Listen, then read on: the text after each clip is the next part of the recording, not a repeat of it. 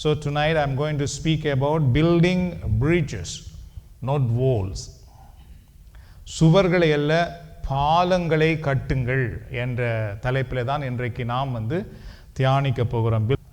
Satan's goals to separate hearts and destroy unity.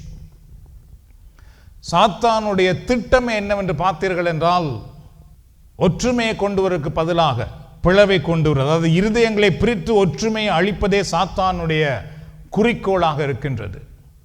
He makes people think, I am right, I will not apologize. சாத்தான் என்ன செய்கிறான் என்றால், குடும்பத்தில் உள்ளவர்களுக்கு நான் சரி, நான் ஒருபோதும் மன்னிப்பு கேட்க வேண்டிய அவசியம் இல்லை. Satan encourages people to hold on to anchor instead of let it go. சாத்தான் என்ன செய்கிறான், சரி நடந்தது, இது என்ன, இது எங்கட குடும்பம் தானே, இது எங்கட சகோதரன் தானே, எங்க அம்மா தானே, எங்க அப்பா தானே, என் ஹஸ்பண்ட் தானே, என் வைஃப் தானே, இதெல்லாம் நான் தூக்கி பிடிச்சு கொண்டிருக்கிறதா, இட்ஸ் ஓகே, அப்படியே விட்டுருவோம். அப்படி அவன் நினைக்க விடுறதில்லை. மாறாக அவன் என்ன செய்கிறான் என்றால், கோபத்தை இறுக்கமாக பிடித்து வைத்துக் கொண்டிருப்பதற்காக தூண்டுகிறான்.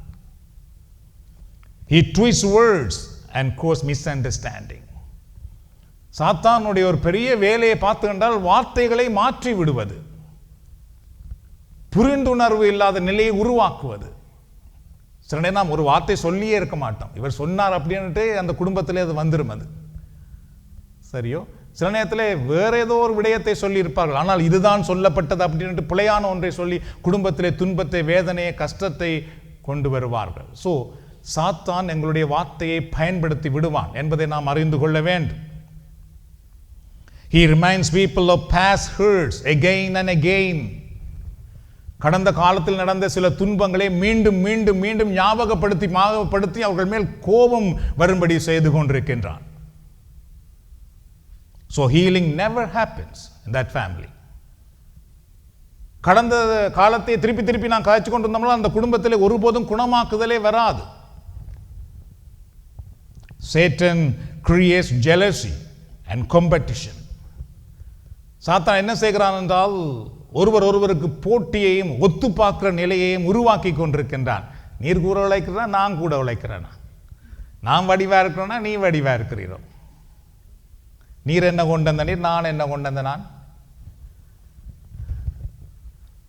So which break love and trust.